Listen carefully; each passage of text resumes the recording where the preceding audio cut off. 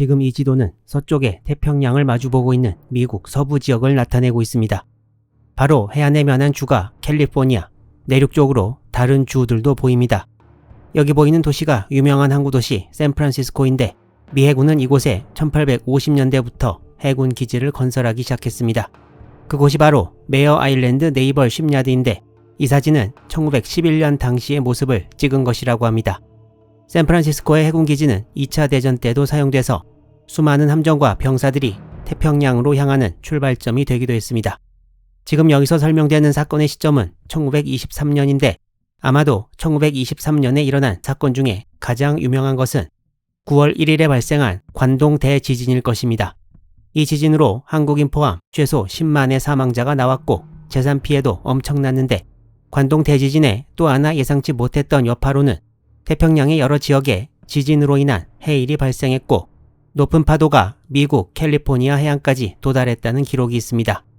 그리고 아마도 이 지진의 영향을 받았을 것이라고 생각되는 사고가 그 일주일 뒤인 1923년 9월 8일에 일어났습니다.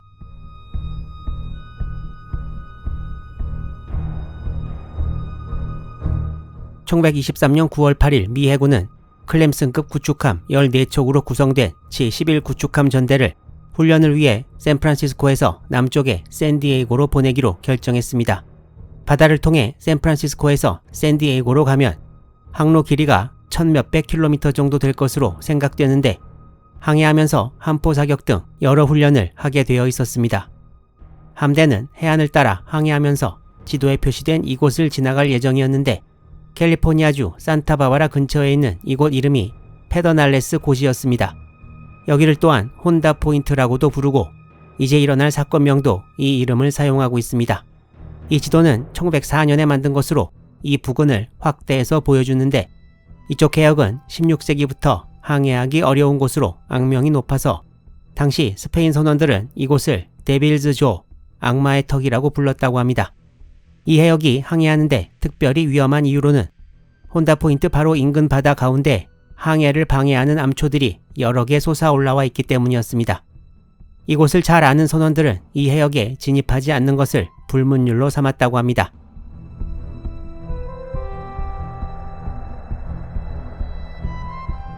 샌프란시스코를 출발한 미 구축함 14척의 지휘관은 에드워드 왓슨 대령이고 기함은 구축함 델피였습니다. 이 항해에 참가한 구축함들은 전부 클램슨급이었는데 클램슨급 구축함은 미 해군이 1918년부터 건조하기 시작해서 1922년까지 총 156척을 완성해 2차 대전 때도 사용된 구축함들이었습니다. 당연히 이후에 건조된 구축함보다는 구형이고 스펙도 뒤졌지만 사건이 발생한 1923년에는 전부 함령이 5년도 안 되는 새 구축함들이었습니다. 이 당시에는 함들에 무전 설비가 설치된 지 얼마 되지 않았고 이런 식으로 무선 통신을 이용해 함의 위치를 파악하는 방법이 소개되었지만 항해사들은 이 방법을 대체적으로 신뢰하지 않았습니다. 따라서 무선 통신은 보충적으로만 사용되었고 주된 항해 수단으로는 추측 항법이라고 불리는 데드 레커닝을 사용했는데 데드 레커닝은 어느 함의 오전 9시 당시 위치가 이곳이라면 함의 속도와 방위 두 가지 데이터를 이용해 시간이 흘렀을 때의 위치를 짐작합니다. 1923년 9월 8일 당시 제11 구축함 전대가 썼던 방법도 바로 이것이었습니다. 미 함대는 9월 8일 저녁때가 되자 위험 해역에 접어들었습니다. 당시 해역은 기상 상황이 좋지 않고 파고가 높아서 함이 많이 흔들렸고 함의 속도 측정을 위한 프로펠러 회전수 계산에 드러나지 않는 문제가 생깁니다. 이때 기함 델피의 함장 도널드 헌터 중령이 전체 함대의 항해를 맡았는데 델피에 무선 통신을 이용해 함의 위치를 알 수 있는 장비가 있음에도 불구하고 이후 계속 자신의 계산만을 이용해 항해하게 됩니다.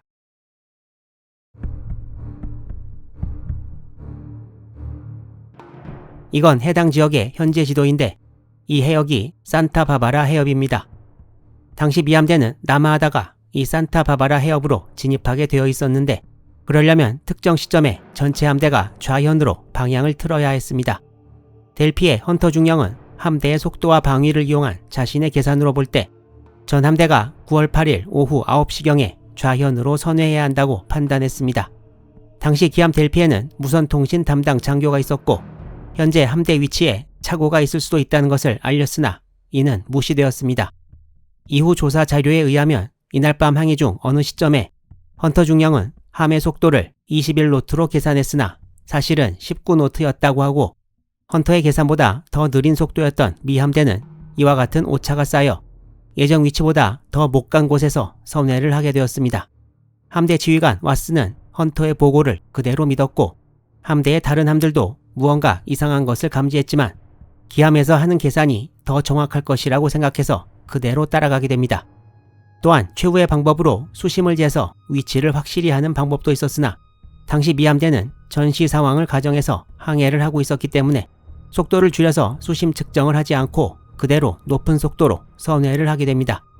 또한 당시 해역에 안개가 자욱히 낀 것도 미 함대가 앞으로 닥쳐올 일을 못 피하는 원인이 되고 말았습니다.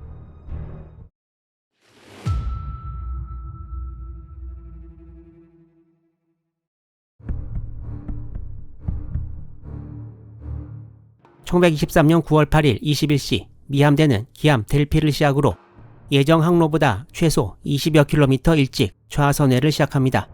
델피는 바로 이곳 암초들이 모여있는 곳으로 돌진했습니다. 델피의 속도는 20노트, 시속 약 37km였습니다. 어떤 이유인지는 모르지만 기함 델피는 선회 개시를 다른 함들에 알리지 않았고, 기함이 선회하는 것을 본 다른 함들은 급히 자기들도 따라서 선회를 시작했습니다. 기함 델피의 300야드, 약 274m 뒤에는 구축함 SP 리가 따라오고 있었고, 대열의 세 번째에는 구축함 영이 따라왔습니다.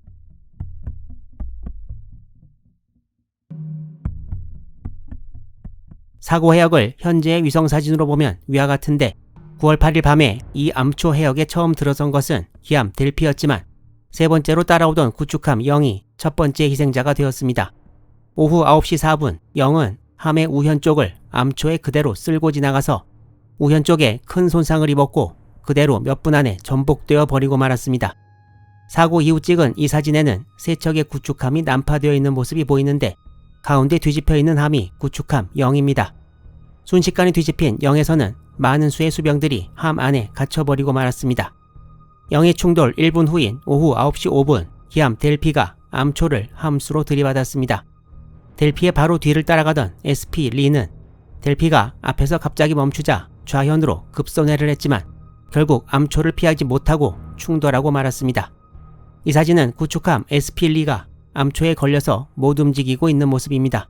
기함 델피는 사이렌을 울리고 전 함대에 좌현으로 선회하라는 무전을 보냈습니다. 그렇지만 뒤따라오던 다른 많은 구축함들이 암초를 피하기엔 이미 너무 늦었습니다.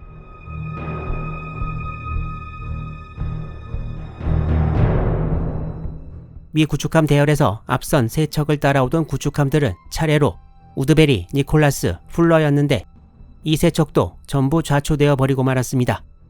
구축함 우드베리도 결국 이렇게 뒤집히는 신세를 모면할 수 없었고 니콜라스도 암초에 걸터앉은 채 기동 불가능이 되어버렸습니다. 이 사진에는 좌초된 구축함 두 척이 보이는데 사진 오른쪽에 조금 크게 보이고 좌현으로 기울고 있는 함이 우드베리, 가운데 조금 멀리 보이는 좌초된 함이 풀러입니다. 우드베리가 부딪힌 이 암초는 나중에 우드베리 락이라고 불리게 됩니다. 대열의 중간 이후에서 따라오던 구축함 션씨는 충돌을 겨우 피하고 앞서가던 구축함 영이 전복된 것을 발견했습니다. 션씨는 영의 승조원들을 구조하기 위해 달려왔으나 결국 자신도 좌초되어 버리고 말았습니다. 션씨 뒤에 뒤집혀 있는 이 함이 영이고 배경에 멀리 보이는 함이 우드베리입니다. 우드베리 너머에는 잘 안 보이지만 풀러가 좌초되어 있습니다. 구축함 페러것과 소머도 다른 배들처럼 좌초되었으나 스스로의 동력으로 빠져나오는 데 성공했고 이 두 함은 작은 손상만을 입었습니다.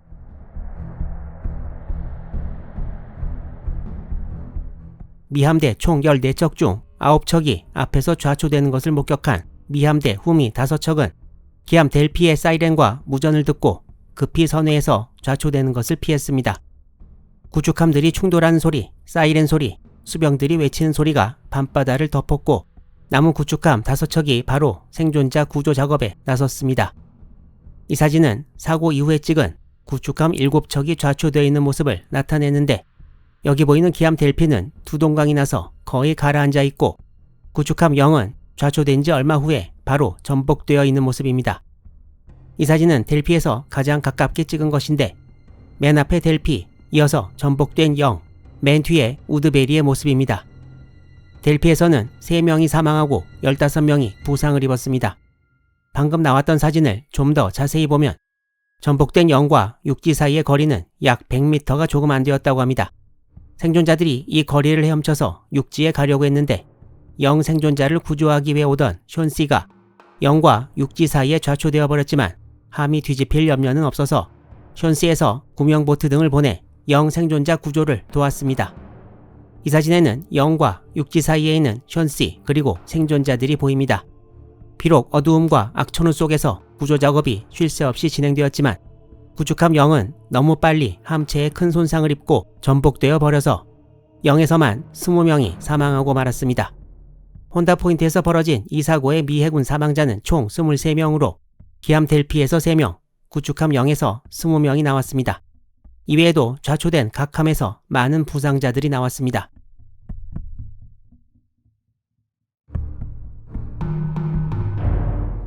좌초된 7척 중 델피, 영, 플러는 전복되거나 둘로 쪼개져 가라앉았습니다. 미 해군은 나머지 4척을 암초에서 끌어내기 위해 노력했으나 결국 수포로 돌아가고 미군은 이 사고로 7척의 구축함을 잃게 되었습니다. 이 사고는 미 해군이 전시가 아닌 평시에 입은 가장 큰 피해로 기록되어 있습니다. 이 구축함들은 1929년까지 차례로 스크랩 처리되었습니다. 미 해군은 이 사고의 책임을 물어 총 11명의 장교를 군사법원에 기소했습니다. 여기에는 함대를 지휘했던 에드워드 왓슨 대령도 포함되었는데 왓슨 대령은 법정에서 자신에게 사고의 모든 책임이 있다는 입장을 표명했고 다른 장교들에게 책임을 떠넘기는 등의 행동을 하지 않았다고 합니다. 왓슨과 같이 기소되었던 함장 등을 포함한 다른 장교들은 전부 무죄 석방되었습니다.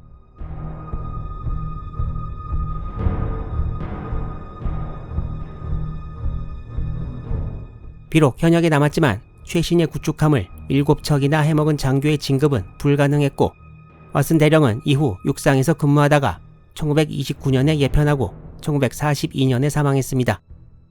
혼다 포인트 디자스터는 항해 기술 발전의 과도기에서 일어난 미군에게 아주 값비싼 수업료를 치르게 한 사고였습니다.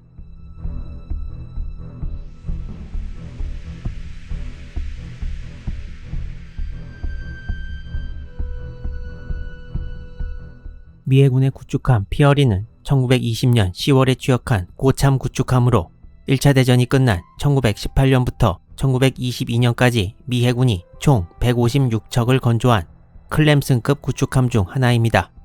클램슨급 구축함은 1941년에 들어 플래처급 구축함이 쏟아져 나오기 전까지 미 해군에서 가장 많은 척수를 기록한 구축함급이었고 이 중 많은 수가 2차 대전에서도 활약했습니다. 클램슨급 구축함은 최고 속도가 35.5노트로 시속 65.7km였는데 원래 계획 시 보일러 4개 중 2개를 없애고 그 자리에 폭레와 연료를 더 채우는 생각도 했었지만 채택되지 못했습니다.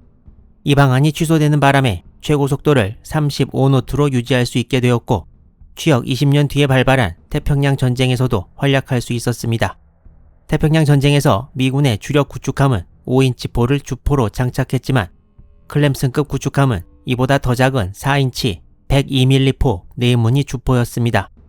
이후 클램슨급의 주포를 5인치 포로 교체하려는 계획도 있었지만 수많은 클램슨급 구축함들 중에 5척만 5인치 포로 개장되었습니다. 하지만 2차 대전에 참가한 클램슨급 구축함 대부분은 추가로 3인치 대공포가 장착되어 공중으로부터의 적 공격에 대한 방어력을 증가시켰습니다. 오늘의 주인공인 구축함 피어리의 한 명은 미 해군 소속 탐험가로 자신이 1909년에 북극점에 도달했다고 주장했으나 나중에 거짓임이 판명된 로버트 에드윈 피어리의 이름을 따서 지어졌습니다. 1920년 진수식 때는 로버트 피어리의 딸이 참석해 샴페인 병을 깼습니다. 구축함 피어리는 1922년에 아시아로 향해 본격적인 임무를 수행하게 됩니다. 구축함 피어리는 취역 후 1920년대와 30년대에는 양쯔 리버 패트롤이라고 칭하는 미 해군이 중국에서 미국의 이익을 보호하기 위해 군함을 파견해서 정찰, 보호 등의 임무를 수행하는 작전에 참가했습니다. 이 사진은 구축함 피어리를 1931년경에 중국에서 찍은 것이라고 합니다. 또한 이 사진은 1936년 역시 중국에서 승조원들이 기념 촬영을 한 것입니다. 피어리의 1920에서 30년대의 활약상에 대해서는 많은 기록이 남아있지는 않습니다. 그리고 1941년 12월 진주만 기습이 터지고 태평양 전쟁이 시작되었습니다.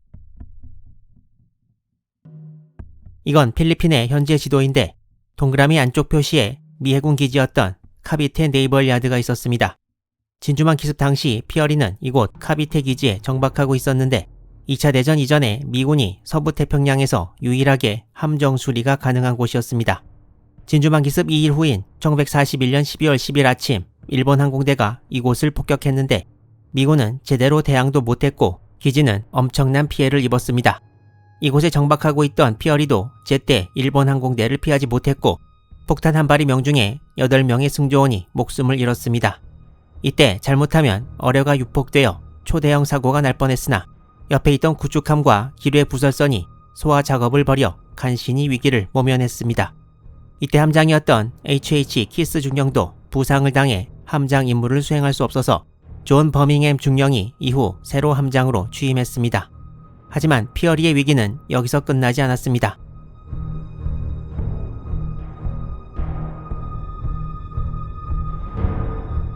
16일 뒤인 12월 26일 피어리는 필리핀 근해를 항진하다가 다시 피어리를 발견한 일본 폭격기가 몇 발의 폭탄을 떨어뜨렸으나 빗나갔습니다.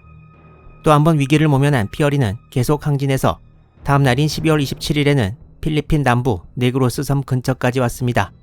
여기서 피어리 승조원들은 일본 폭격기들을 피하기 위해 초록색 페인트로 함을 칠해 위장을 했습니다. 12월 27일 다시 일본군 폭격기가 피어리 근처를 지나갔으나 급히 칠한 위장 덕분인지 피어리를 발견하지 못했고 피어리는 해가 지자 필리핀을 빠져나가기 위해 남쪽 해상으로 향했습니다. 하지만 피어리는 살아남기 위해 한 번의 위기를 더 넘겨야 했습니다. 이건 현재 지도인데 피어리가 탈출해 나온 필리핀이 위쪽에 있고 필리핀 남쪽에 있는 바다 이름이 셀레베스 해라고도 불리는 술라웨시 해입니다. 피어리는 이 바다를 통해 계속 남쪽으로 빠져나가고 있었는데 목적지는 호주 북쪽 해안의 다윈항이었습니다. 하지만 12월 28일 아침 일본 항공기들이 이 해역에서 피어리를 발견했고 그날 오후 동그라미 안 해역에 위치한 방카 해협에서 일본 항공대의 공격을 받습니다. 피어리는 일본 급강하 폭격기와 뇌격기의 공격을 받았는데 폭탄과 어뢰 4발을 회피기동으로 겨우 피하고 손상을 입지 않았습니다. 일본 뇌격기의 마지막 어뢰 2발은 피어리를 겨우 10m 거리에서 지나갔습니다. 절체절명의 위기를 넘긴 피어리는 계속 호주를 향해 남진했습니다. 이 그림은 피어리가 호주에 도착하기까지의 항로를 나타내고 있는데 이 그림이 나온 자료에 의하면 호주로 다가가다가 호주군 폭격기에 5인 폭격을 받아 1명이 전사하고 2명 부상, 바닷속으로 떨어진 1명은 이후 일본군 포로가 되었습니다.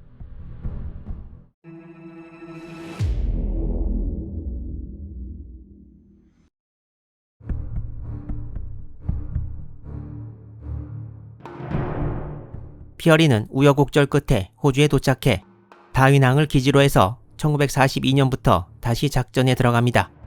피어리는 다른 함정들과 함께 주로 호주 북쪽의 티모르해 부근에서 대잠 초계 및 기타 정찰 임무 등에 종사하게 됩니다. 이 사진은 1942년 2월 15일에 다윈항에서 찍은 것인데 피어리가 왼쪽에 있고 오른쪽이 미 중순양함 휴스턴입니다.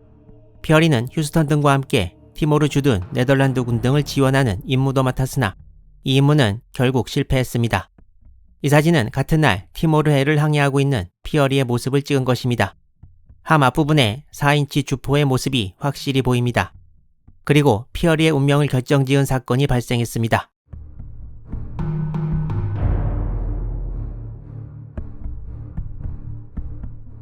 (1942년 2월 19일) 오전 총 242기의 일본 항공기가 두 파로 나뉘어 다윈항을 공습했습니다. 진주만을 공습한 일본 항공기가 총 353기였던 것을 생각해보면 다윈항 공습의 규모가 매우 컸던 것을 알 수 있는데요. 지금까지도 호주 역사상 적으로부터의 가장 큰 공습으로 기록되어 있습니다. 연합군은 이 공격으로 236명 전사, 300에서 400명 부상, 30기의 항공기를 잃고 함정 11척 침몰, 28척 손상에 피해를 입었습니다. 일본군의 피해는 4기의 항공기를 잃는 데 그쳤습니다. 구축함 피어리도 이날 근해에 있다가 폭격을 받았는데 이번에는 폭탄을 피하지 못했습니다. 이 공습에서 피어리에 불발탄 하나 포함 폭탄 5발이 엔진룸 포함 함의 각 부분에 명중해서 치명적인 피해를 입혔습니다. 이 사진은 폭격으로 불타는 피어리의 모습을 근처 함에서 찍은 것이고 이것은 피어리에서 폭격으로 인해 큰 폭발이 일어나는 모습이라고 합니다. 피어리는 결국 버밍햄 함장을 포함해 88명의 전사자를 내고 침몰했습니다. 생존자는 53명이었습니다. 피어리는 태평양 전쟁에서 최초로 침몰한 미군 구축함이 되었습니다. 지금 호주 다윈항에 가면 여기서 침몰한 피어리를 기념하고 있는데 여기 보이는 1950년대에 인양한 피어리의 주포와 구축함 피어리의 활약상에 대한 설명 그리고 전사자 명단이 인양된 포에 부착되어 있습니다. 2011년에는 당시 미국 오바마 대통령이 호주 수상과 함께 이곳을 방문해 다윈에서 침몰한 피어리 전사자들을 추모하기도 했습니다. 미 구축함 피어리는 태평양 전쟁 발발 당시 이미 구식 함정이었고 그렇게 큰 전과도 세우지 못하고 일본군의 다윈 공습에서 침몰하고 말았습니다. 구축함 피어리는 답답했던 태평양 전쟁 극초반 전황을 상징한다고도 볼 수 있는데 이후 1942년과 1943년을 거치면서 미군의 구축함 전력은 일본을 한참 뛰어넘게 되고 결국 태평양 전쟁에서의 승리에 크게 이바지하게 됩니다.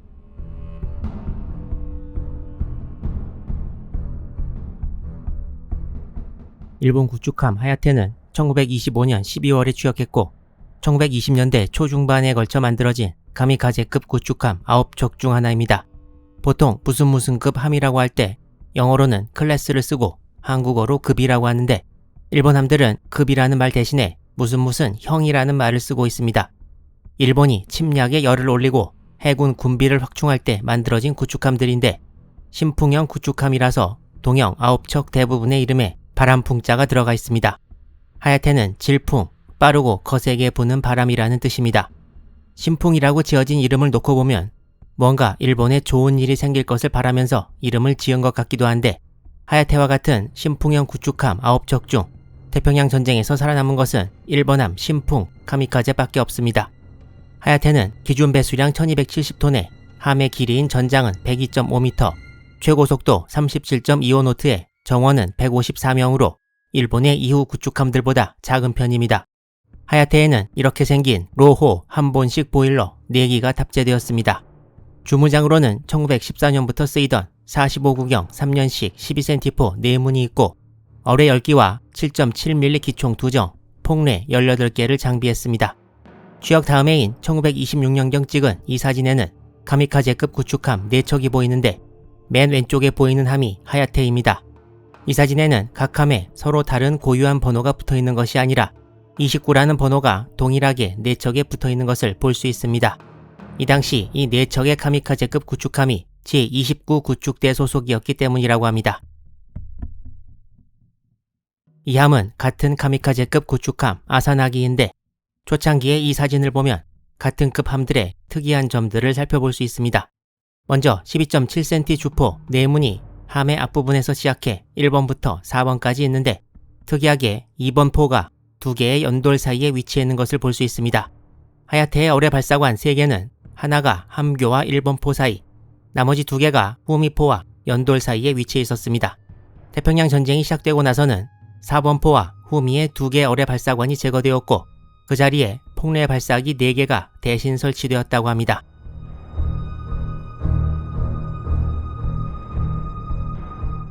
취역 이후 채 4개월도 안 된 1926년 4월 2일 하야테가 소속된 제2수레전대는 제주도 서쪽 어느 해역을 항해하고 있었는데 하야테가 구축함 하루카제와 충돌하는 사고가 발생했습니다.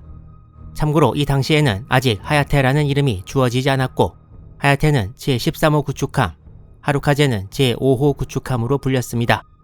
거의 취역하자마자 사고를 겪은 하야테는 1928년 12월에는 일본 마이즈루 요항부에 배치되었고 1년 뒤인 1929년 11월에는 진해 요항부에 배치되었습니다. 시간이 지나 1935년 11월에는 항모 카가를 주축으로 한 제2항공전대에 구축함 오이테와 함께 배치됩니다. 1936년 12월부터 1937년 7월 초까지는 사세보 경비전대 소속이었습니다. 그리고 곧 중일전쟁이 발발해서 하야테는 1925년 취역 후 12년이 넘어 처음으로 실전에 투입되었습니다.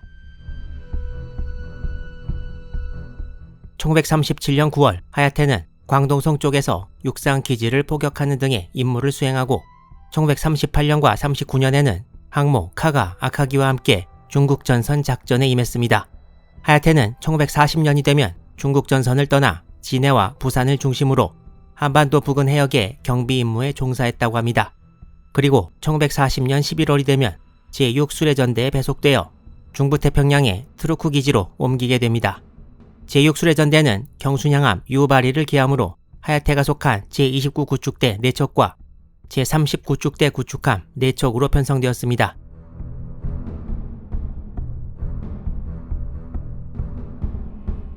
하야테가 속한 제6수레전대는 1941년 전반기에 중부태평양의 마리아나 제도와 캐롤라인 제도에서 훈련을 거듭했습니다.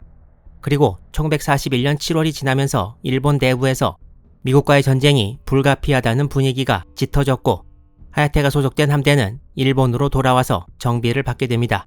그리고 7월 25일에는 당시 35세의 타카츠카 미노루 소좌가 함장으로 취임하고 10월 말까지 다시 트루크 기지로 이동해 목전에 다가온 전쟁에 대비하게 됩니다. 각각의 함들은 전쟁 개시와 동시에 공격할 지역을 배정받았는데 제29 구축대 제1소대 오이테와 하야테는 최전방 미군 기지였던 웨이크섬 작전, 제2소대 아사나기와 유나기는 길버트 제도 작전에 참가하게 되었습니다. 제6수레전대에서 제29 구축대 제2소대 구축함 2척을 제외한 나머지 함들 전부가 웨이크섬 공략 작전에 참가했고 제6수레전대 사령관 카지오카 사다미치 소장도 웨이크섬 작전에 따라옵니다. 하야테를 포함한 웨이크섬 공략부대는 당시 마셜 제도에 있었는데 진주만 기습이 막 끝난 12월 7일 오후에 마셜 제도를 출발해 북상합니다.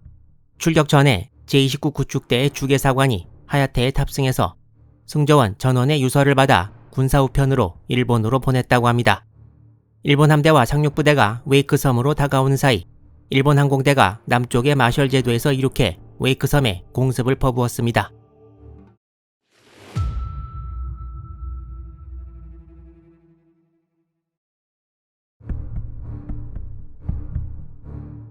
미 해병대가 주둔한 웨이크섬은 이렇게 3개의 작은 섬으로 나뉘어져 있었고 각 섬에 대공포와 5인치포를 배치해놓고 있었습니다.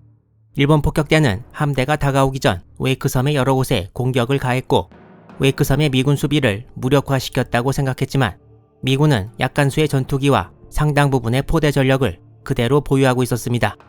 일본 함대는 항공대로부터 연락을 받고 미군의 저항이 거의 없을 것이라 생각했는데 이것이 실수였습니다.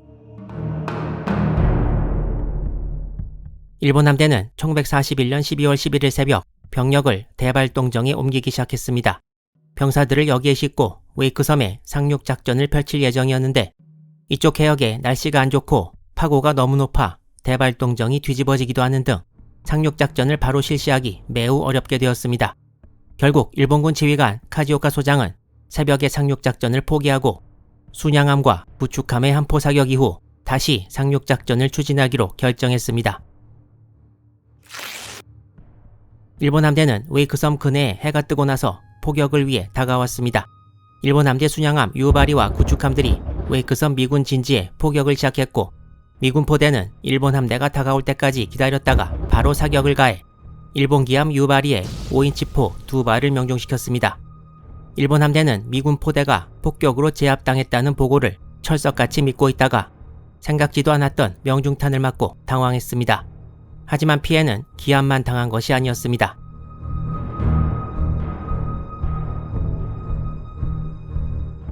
웨이크섬 본도의 서쪽에 있는 윌크스 섬에도 미군 5인치 포대가 있었는데 웨이크섬 본섬뿐 아니라 이쪽에도 일본 함대가 다가오고 있었고 이 두 구축함이 바로 제29 구축대 제1소대의 하야테와 오이테였습니다. 기록에 따라서는 구축함 무츠키가 있었다는 설도 있습니다. 하야테가 해안에서 약 4km 거리까지 다가왔을 때 미군 포대가 불을 뿜었고 하야테의 포탄이 바로 명중했습니다. 하야테는 손 쓸 틈도 없이 침몰해버렸습니다. 일본 기록에도 하야테가 순식간에 폭침했다고 나와있고 미군 기록에는 일본 구축함이 폭발한 후 둘로 갈라져 침몰했다고 되어 있습니다. 구축함이 5인치포 한두 발로 침몰하기는 쉽지 않은데 탄약고 등에 맞아 유폭이 일어난 것이 아닌가 추측됩니다. 하야테에 탑승하고 있던 타카츠카 함장 이하 167명의 승조원들이 전부 전사했습니다. 1925년 취역해 중일전쟁에도 참가했던 고참인 하야테는 태평양 전쟁에서 최초로 침몰한 일본 구축함이라는 불명예를 안았습니다. 참고로 태평양 전쟁에서 최초로 침몰한 일본 함정은 진주만 기습에서의 가표적이고 하야테가 구축함을 포함한 최초 침몰 수상함인지는 확실하지 않습니다. 하야테는 구축함이면서도 어이없게 지상포대에 당해 침몰한 것 이외에 결국 미군 전력을 제대로 파악하지 못해 당한 것을 생각해보면 앞으로 태평양 전쟁에서 일본 해군에게 매우 불길한 사례가 되었다고 볼 수 있습니다. 구축함 열전 일본군 편은 하야테로 시작해 앞으로 기회가 있을 때마다 계속됩니다. 여러분의 많은 시청과 구독 부탁드립니다.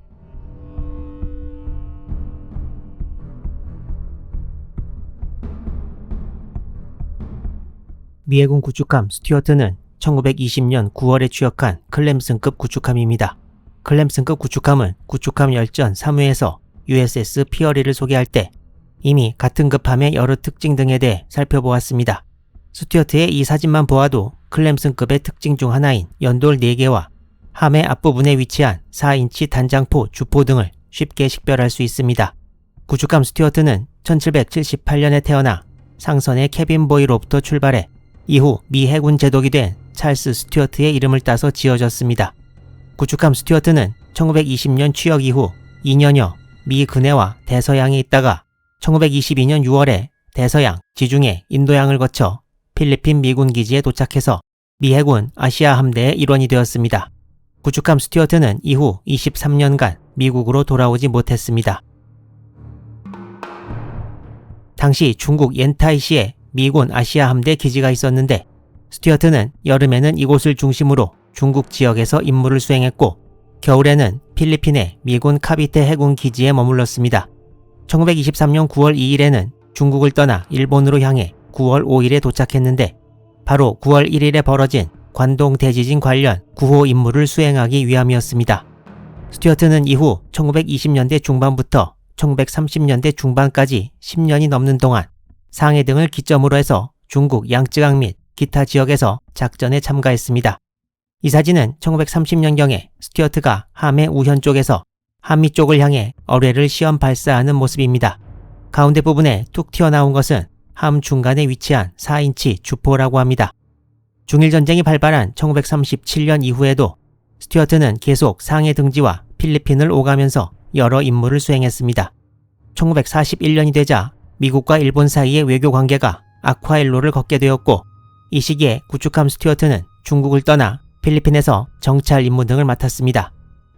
태평양 전쟁이 터지기 직전 미 아시아 함대 사령관이 토머스 하트 제독이었는데 1941년 11월 27일 해군 수뇌부로부터 전쟁이 임박했다는 정보를 전달받았습니다.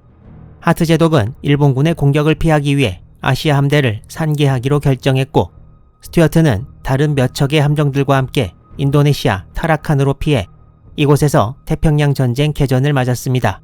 이후 스튜어트는 호주 다윈을 기점으로 병력 수송 임무 등에 종사했습니다. 그리고 1942년 2월이 되면서 스튜어트는 일본 해군을 상대로 본격적인 전투에 돌입하게 됩니다.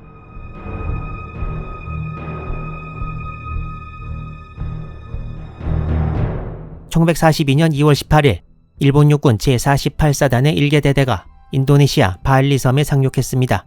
발리섬에서 약 300km 떨어진 수라바야에는 연합군 해군 기지가 있었는데 발리에 일본군이 비행장을 건설하면 수라바야 기지에 큰 위협이 될 것이기 때문에 연합군 함대를 지휘하던 네덜란드의 카렐 도어만 제독은 가능한 함정을 모두 동원해 발리의 일본군을 공격하기로 결정했습니다.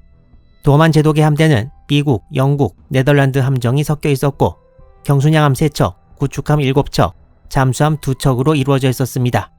1942년 2월 19일에서 20일로 넘어가는 밤에 발리섬 인근에서 연합군 함대와 일본 함대 간에 바둥 해협 해전이 벌어지는데 여기서 스튜어트는 네덜란드 순양함 1척과 다른 미 구축함 3척과 함께 움직였고 일본 구축함 4척의 함포 사격으로부터 수많은 명중탄을 맞았습니다. 그리고 그중 한 발이 함 뒷부분 흘수선 아래에 맞아 해수가 유입되었고 엔진룸이 60cm가량 침수되었으나 수라바야로 귀환하는 데는 성공했습니다. 큰 피해를 입은 스튜어트는 수리를 위해 수라바야의 드라이독에 들어왔으나 사고가 나서 함이 좌현 쪽으로 떨어지는 바람에 프로펠러 샤프트가 휘어졌고 함체에 더 큰 손상이 가해지고 말았습니다. 지금 이 사진은 당시 수라바야 드라이독에서 사고를 당한 스튜어트를 찍은 것입니다. 바둥해협 해전에서 일본군을 막지 못한 연합군 함대는 수라바야에 들어왔으나 곧 수라바야도 일본 항공대의 폭격을 받게 되었고 도저히 수리가 불가능한 상황에서 스튜어트의 자침 처리 결정이 내려지게 됩니다.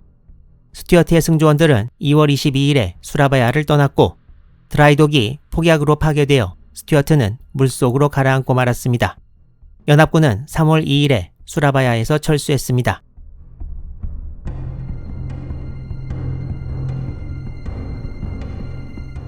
연합군이 철수한 지 6일 만인 3월 8일 일본군은 수라바야를 점령했습니다.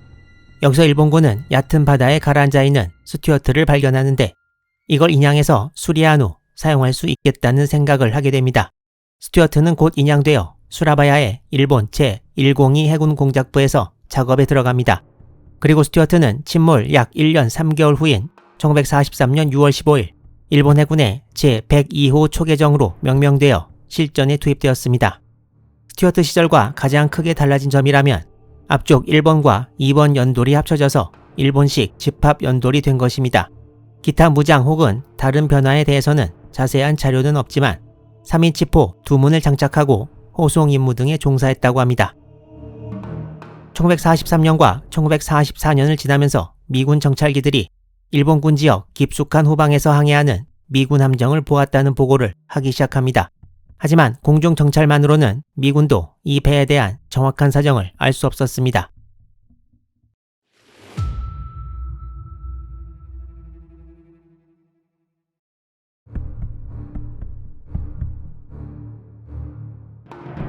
시간은 계속 흘러 종전이 얼마 남지 않은 1945년 4월 28일 제102호 초계정은 수송선단에 참가해 목포 앞바다를 항해하다 이 해역을 정찰하던 미군 PBY 카탈리나 비행정 2기에 발견되었습니다. 기록에 의하면 카탈리나의 기총소사로 함상에 있던 어느 케이블이 절단되어 잠시 항행 불능이 되었으나 목적지인 큐슈 북부까지 가는 데는 성공했습니다. 제102호 초계정은 이후 별다른 일 없이 일본 본토에서 종전을 맞이했습니다. 이후 일본에 진주한 미군은 일본 해군 기지가 있던 쿠레 부근 해역에서 제102호 초계정을 발견했습니다. 제102호 초계정은 1945년 10월 29일에 미 해군에 인도되었는데 스튜어트라는 이름은 이미 1943년 5월에 취역한 호위 구축함에 주어진 이후여서 단순히 DD-224로 불리는 수밖에 없었습니다. 이 사진은 제102호 초계정이 다시 DD-224로 미군에 재취역한 후 찍은 것입니다. 함 가운데 있는 일장기 마크는 아직 지워지지 않은 상태입니다. 이 사진도 미군에 인도된 후에 찍은 것이라는데 가운데 일장기 모습이 좀 더 확실히 보입니다. 이 사진은 재취역 기념식에서 DD-224를 찍은 것인데 이때는 현 측의 일장기를 지운 이후로 보입니다. DD-224는 1945년 11월 8일에 미국으로 출발했는데 괌 인근 해역에서 엔진 고장으로 다른 배에 예인된 채 미국에 도착했습니다. DD-224는 1946년 3월 5일 샌프란시스코 항에 입항했습니다.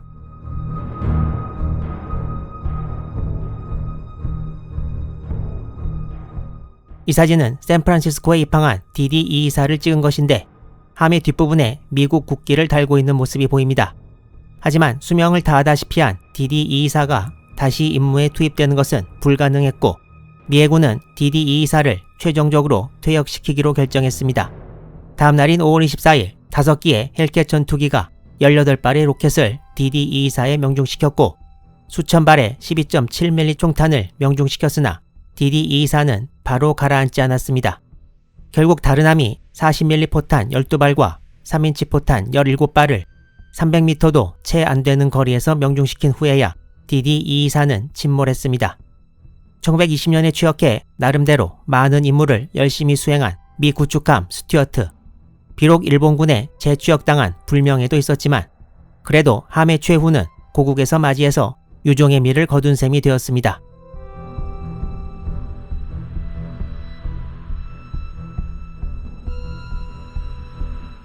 지금 보이는 군함은 일본 구축함 히노키인데 일본이 1916년부터 만들기 시작한 모모급 구축함 4척 중 하나입니다.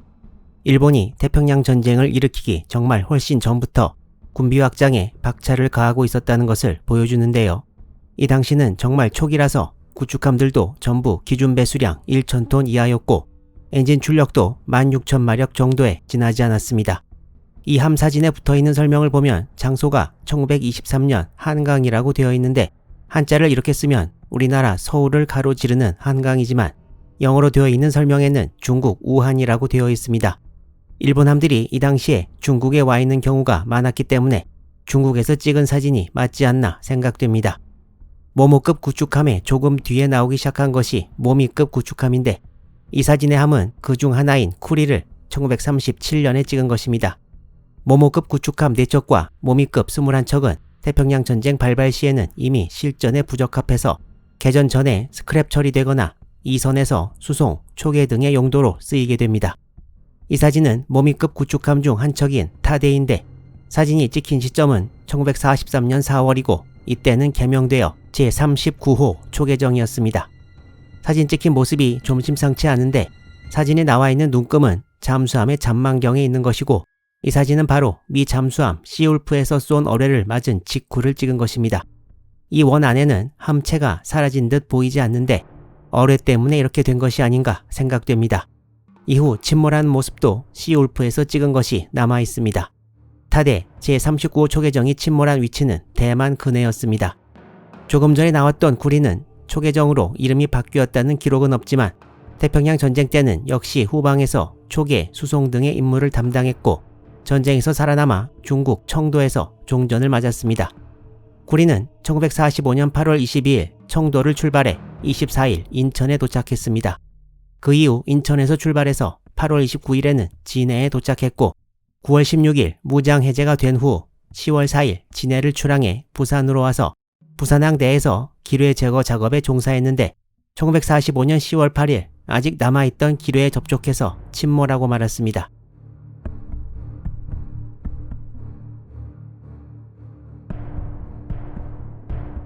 (1920년대에) 들어오면서 조금 더 발전된 구축함들이 나오기 시작했는데 1922년부터 25년까지 차례로 완공된 카미카제급 구축함 9척은 엔진 출력이 38,500마력으로 처음 소개되었던 모모급의 2배가 훨씬 넘었으나 무장 등에서 획기적으로 발전되지는 못해서 태평양 전쟁 개전 시에는 역시 최전방에서 임무를 수행하기에는 모자랐습니다. 하지만 이 급의 거의 모든 구축함들이 태평양 전쟁에서 전투를 경험했고 카미카제급 중 하나였던 하야테가 태평양 전쟁 개전 3일 후인 1941년 12월 11일 중부 태평양의 미군 근거지 웨이크섬 상륙작전에 참가했다가 미군 5인치포 사격을 받고 탄약고 유폭으로 두 동강이 나며 침몰했습니다. 하야테는 태평양 전쟁에서 최초로 침몰한 일본 구축함이라는 불명예를 안았고 카미카제급은 거의 대부분 태평양 전쟁 중 미군 잠수함에 의해 침몰하게 됩니다. 지금 이 영상에서 일본 구축함의 모든 급을 말씀드리는 것은 아니지만 카미카제급의 뒤를 이어 1920년대 중반인 1925년부터 1927년까지 12척의 무츠키급 구축함이 건조되었습니다. 주로 이선에서 임무를 수행한 카미카제급과 달리 무츠키급 12척은 태평양 전쟁 중 거의 대부분 최전방에 배치되었는데 카미카제급이 14노트 속도로 3600해리 항진할 수 있었던 데 반해 무츠키급은 항속거리가 4000해리로 늘어난 데다가 어뢰 발사관에서도 기술적인 발전이 있었기 때문이었습니다. 무츠키급에서 최초로 침몰한 구축함은 키사라기로 방금 전 나온 하야테처럼 태평양 전쟁 발발 직후 웨이크섬 공략 작전에 참가했다가 웨이크섬을 지키던 미 해병 항공대 헨리 엘로드 대위가 타고 출격한 폭탄을 장착하도록 개조된 와일드캣 전투기로부터 떨어진 폭탄을 맞고 침몰합니다. 무츠키급의 나머지 11척도 1942년 10월부터 1945년까지 미군의 공격을 받고 전부 침몰했습니다. 웨이크섬 전투 시리즈의 첫 번째 영상은 이 영상 끝부분에 소개되어 있습니다. 하지만 무츠키급 이후에 일본 구축함 전력은 중요한 발전을 이루게 됩니다.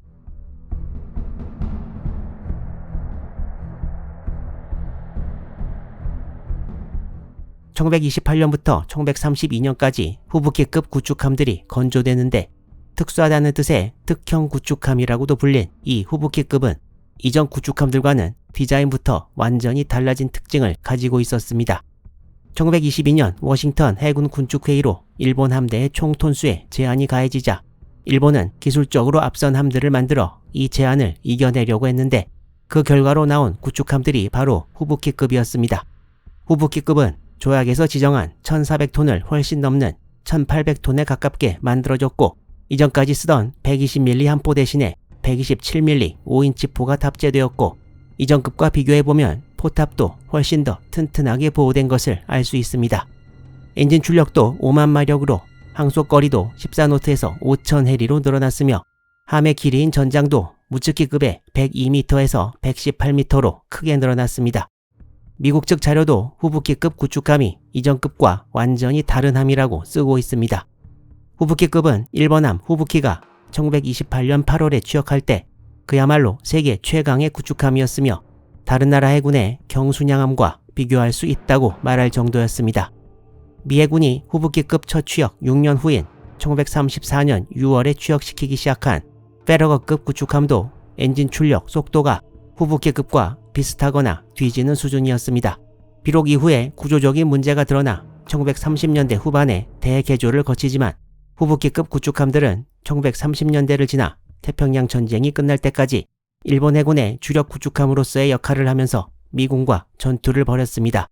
하지만 후부키급 24척 중 태평양 전쟁 이후에도 살아남은 것은 2척에 불과했습니다. 일본 해군이 이후 취역시킨 구축함들은 앞으로 천천히 소개될 예정입니다.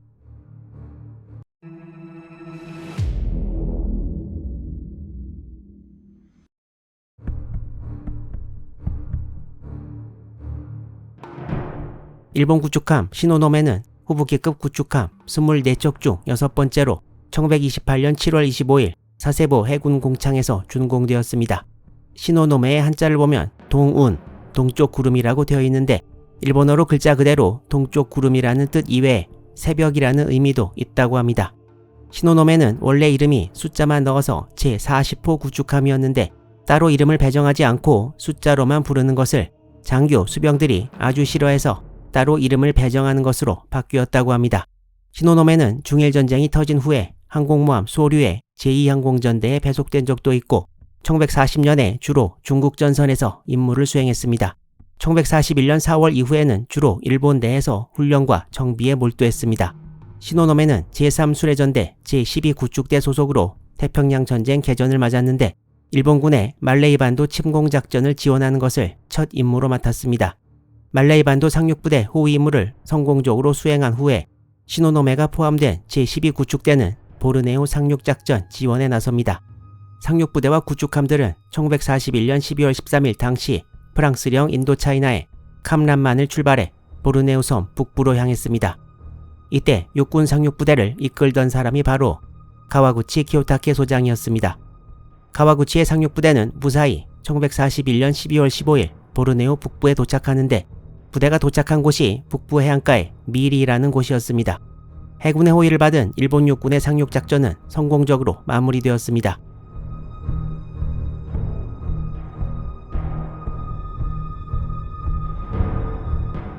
(12월 15일) 밤과 (16일) 새벽에 걸쳐 상륙작전을 완료지은 일본군은 12월 17일 아침이 되면서 연합군 항공대 공습을 받게 됩니다. 12월 17일 오전 8시 시노노메는 미리 앞바다에 있었는데 상륙 호위 함대 다른 함정과 어떤 임무를 교대하기 위해 해당 해역으로 출발했고 이후 감쪽같이 사라져버리고 말았습니다. 당시 인근 해역에는 시노노메와 같은 후부키급으로 제12구축대 소속인 구축함 무라쿠모가 있었는데 17일 오전 9시경 발신자 미상의 전문을 받았고 그 내용은 비행정과 교전 중이라는 것이었습니다. 역시 제12구축대 소속으로 인근 해역에 있었던 구축함 시라쿠모와 다른 여러 배들이 인근 바다에서 연기가 치솟는 것을 보았다고 보고했습니다. 당시 제12구축대 사령이 오가와 노부키 중자였는데 기록에 자세히 나와 있지는 않지만 아마도 이때는 이미 시노노메와 본대 간의 연락이 끊겼던 것으로 추측되며 오가와 중자는 오전 11시부터 구잠정을 이용한 인근 해역 수색을 명했으나 아무것도 찾지 못했습니다. 그리고 오후가 되자 오가와 중자는 수상정찰기와 구축함 무라쿠모를 동원해 더 먼 바다를 수색하라고 명했고 곧 바다에서 단무지를 넣는 통과 해면에 뜬 중유를 발견했다는 보고가 들어왔습니다. 부유물이 연합군이 아닌 일본함에서 나올 만한 것이었기 때문에 일본군은 시노노메의 조난이 확실하다는 결론을 내리게 되었습니다. 전투 중이라는 보고가 확실히 접수되지도 않았고 인근 해역에서 부유물 이외에 생존자가 단 한 명도 발견되지 않은 채 제12구축대 시노노메는 이렇게 사라져버리고 말았습니다.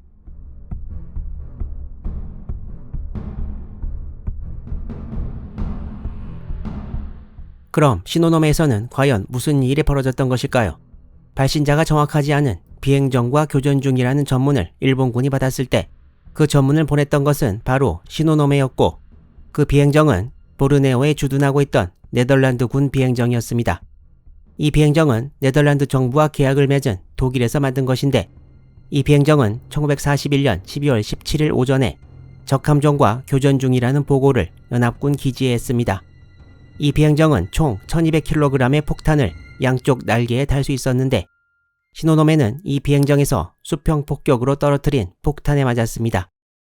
명중탄은 2발 혹은 3발이었던 것으로 보이는데 그중 한 발이 후미 쪽 탄약고의 명중에 유폭을 일으켜 단 한 명의 생존자도 남기지 않은 채 순식간에 침몰해버린 것입니다. 사사가와 히로시 함장을 포함한 228명 승조원 전원이 목숨을 잃었습니다. 한 발의 명중탄이 탄약고 유폭을 일으켜 순식간에 침몰되는 것은 이미 웨이크섬 전투에서 구축함 하야테가 보여준 적이 있습니다. 하야테에서는 총원 169명 중 168명 혹은 169명 전원이 목숨을 잃었습니다. 일본의 주력 구축함 중 하나였던 시노노메는 이렇게 어이없이 급강하 폭격기도 아니고 비행정의 수평 폭격에 당하고 말았는데요. 앞으로 많은 수의 동료 후부기급 구축함들이 비슷한 운명을 맞이하게 됩니다. 이 채널에서 앞으로 자세히 전해드리도록 하겠습니다.